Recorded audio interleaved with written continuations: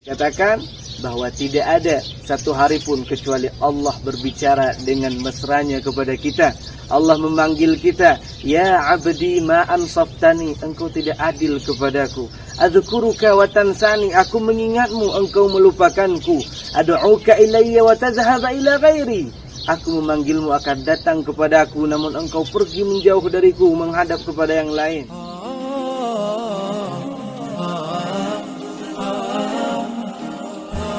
Assalamualaikum warahmatullahi wabarakatuh. Alhamdulillah, Allahumma salli ala Sayyidina Muhammad ibn Abdullah wa ala alihi wa sahbihi wa muwalah. Amma ba'du. Salah seorang ulama mengatakan, as-surur billah was-surur, was-surur bi ghairillah wal ghurur. Kebahagiaan yang dilandaskan karena Allah, bahagia dalam taat kepada Allah, bahagia dalam hal yang diridai oleh Allah adalah kebahagiaan yang hakiki. Sedangkan kebahagiaan karena jauh dari Allah, maksiat kepada Allah, adalah ghurur, fatamorgana. Kebahagiaan hanya di luarnya saja.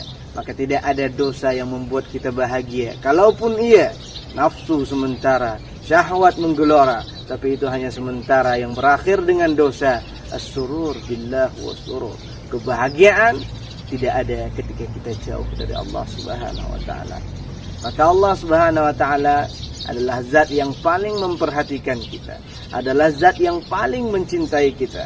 Dalam salah satu hadis Imam Al-Bukhari mengatakan, Imam Al-Bukhari meriwayatkan, Rasulullah sallallahu alaihi wasallam mengatakan, ada 99 rahman, 99 rahmah kasih sayang Allah Subhanahu wa taala.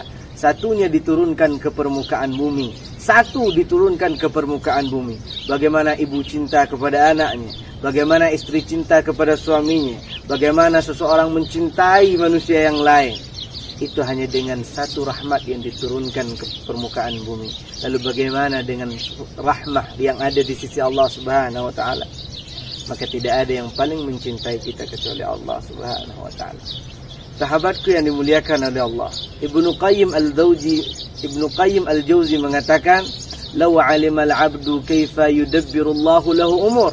Seandainya seorang hamba tahu bagaimana Allah dengan telitinya, dengan kasih sayangnya menata dengan rapi hidupnya manusia tersebut, la 'alima yaqinan annahu arhama bihi min ummihi wa abihi, bahwa dia akan mengetahui yakin pasti bahwa Allah jauh lebih mencintainya daripada ibunya, bahkan jauh lebih mencintainya daripada orang tuanya sendiri. Waladzaba qalbuhu mahabbatan lillah, dan seketika hatinya akan meleleh karena cinta yang dahsyat kepada Allah Subhanahu wa taala. Sahabatku yang dimuliakan oleh Allah, wa rahmati wasi'at kulli syai', kata Allah, rahmatku, kasih sayangku melampaui segala sesuatu.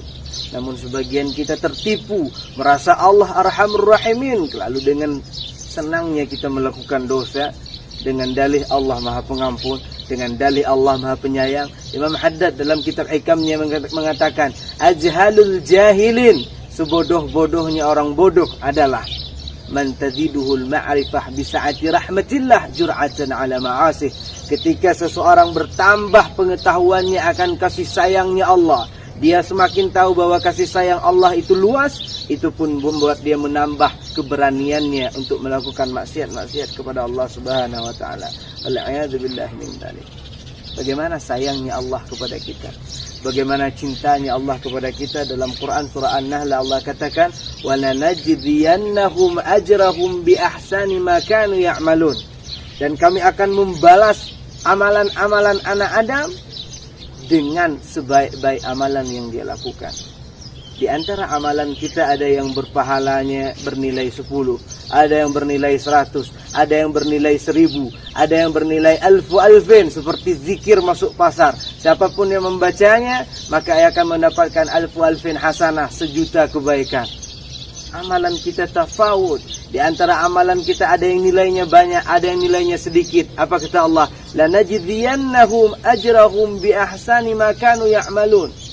Kami akan mengambil mana nilai tertinggi dari ibadah, kemudian semua ibadah disamaratakan. Yang tadinya nilai 10 dijadikan 1000 karena amalan terbanyaknya adalah 1000. Wa rahmatullah wasi'at kulli syai'.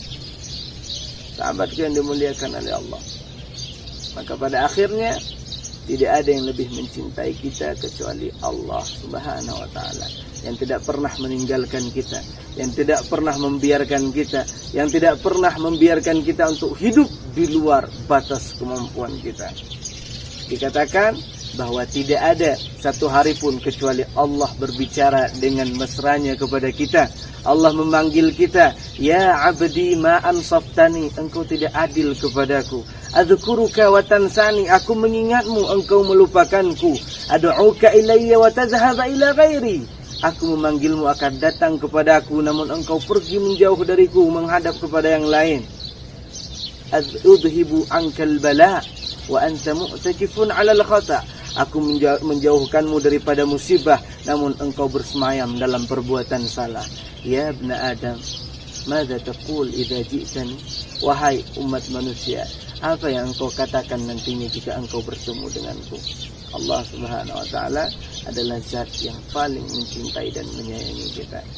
Akhirul kalam, wal 'afwu minkum, lastu bi khairikum. Assalamualaikum warahmatullahi wabarakatuh.